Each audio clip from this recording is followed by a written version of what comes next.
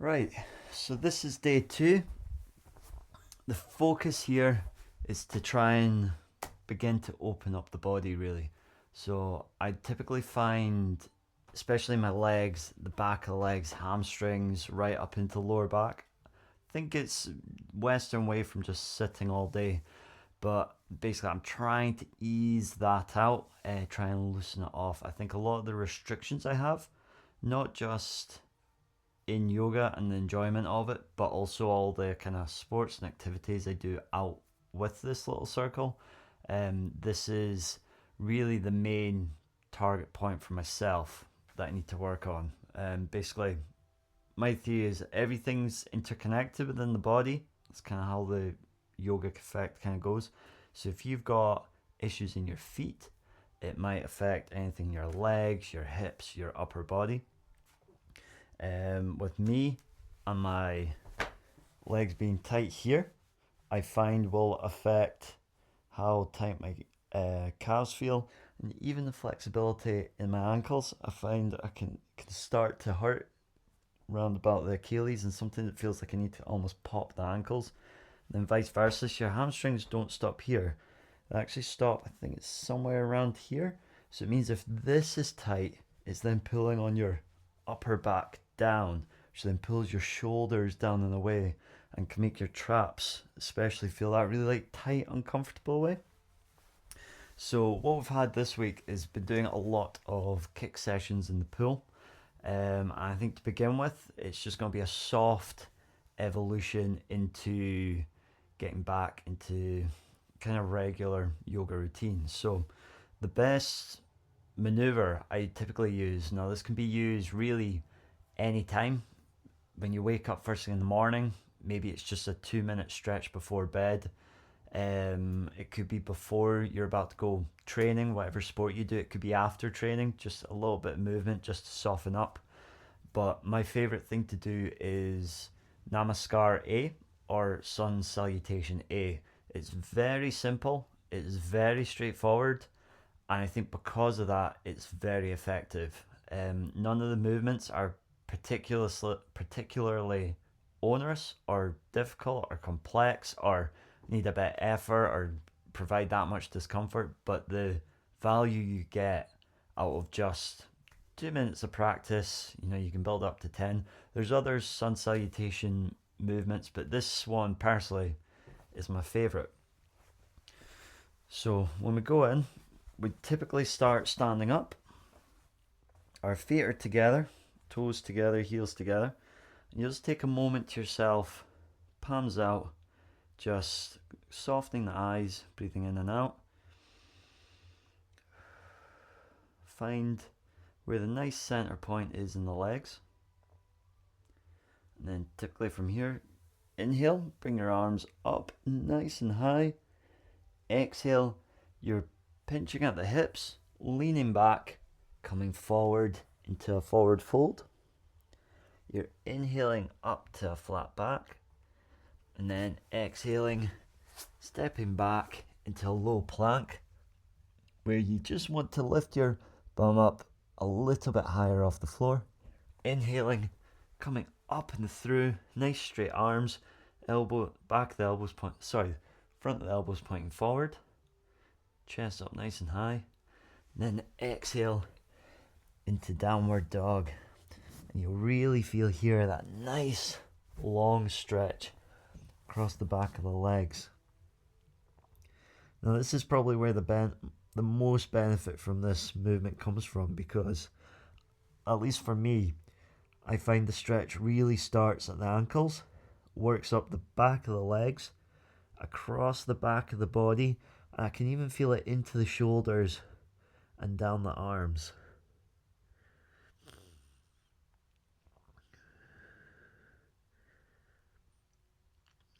Now what you want to be doing, you don't want to be kind of rounding your back. Here you want to really be almost pulling the chest through the arms, getting the back of the waistband up towards the ceiling. And that way you'll find a really nice stretch here.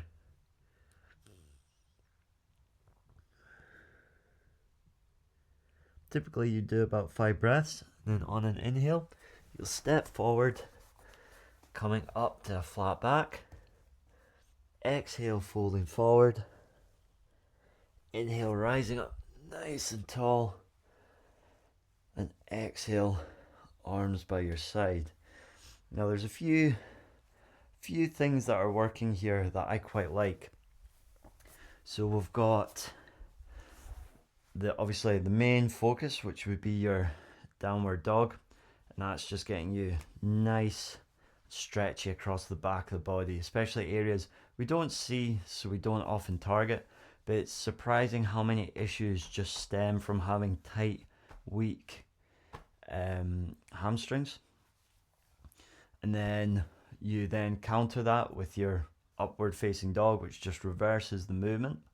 And then I find that as you go through the movement, it's to warm up the body. So if it's, say, getting up in the morning where you're quite stiff, quite cold, or just before going to work out, it's enough to just start to feel the heart rate rise a bit, a little bit of heat in the body. And generally, just if you're quite sedentary, just allows you that initial bit of movement to keep going.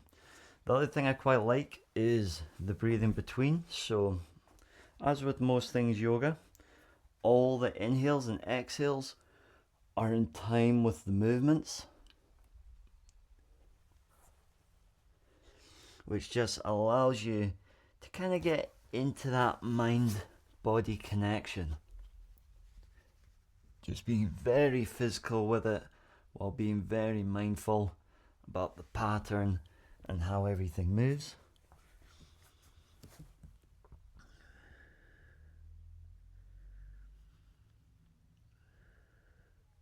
Now you don't need to worry here about getting perfectly straight legs or anything cool you see on Instagram where people get the backs of their ankles on the floor. You just want, even if you need to bend the knees, the focus is on getting that back nice and straight. So the reason you're probably finding your back might curve is purely because of that tightness in the hamstrings. So even if you need to bend to straighten the back, you'll still be getting that nice stretch in the back of the legs. And then over time, as you soften, you might find yourself just very slowly beginning to straighten the knees, straightening the legs, getting nice and long. My legs are very stiff today, so they might not quite get as straight as I would like them to. Then on an inhale, coming forward, exhale, inhaling, rising up, and exhaling by our side. So you've got that movement down, that warmth coming up. Another thing you can do if you're feeling a little bit overwhelmed with the day, obviously yoga is all about that mindfulness. So you can do it, if you feel comfortable and confident enough with it, you can do it with your eyes closed. So keeping them softened or closed, you can feel your way around.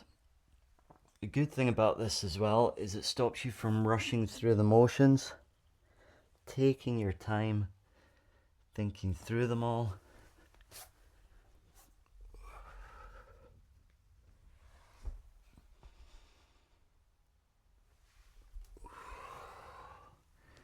And you begin to look more internal than the external.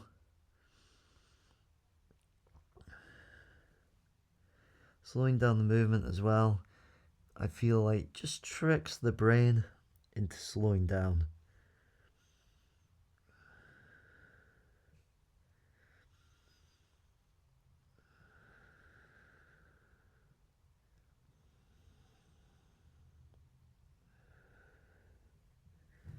Inhaling, stepping forward. You may want to keep the eyes softened, maybe rather than closed when you're moving around. Just, if you're like me, you've got a few things close together. Just to make sure you don't clatter your hands on anything. And that's generally how I like to start most home practices. There are other movements, there are other sun salutations, but that's my preference on getting warmed up, mainly because it's nice and easy takes 2-3 minutes. You don't even have to think about it. Once you've got into the rhythm of moving back and forth, you're golden. So that's the day done. That's the stretching done. Legs are feeling a lot better. Surprisingly, shoulders also feel less gnarled.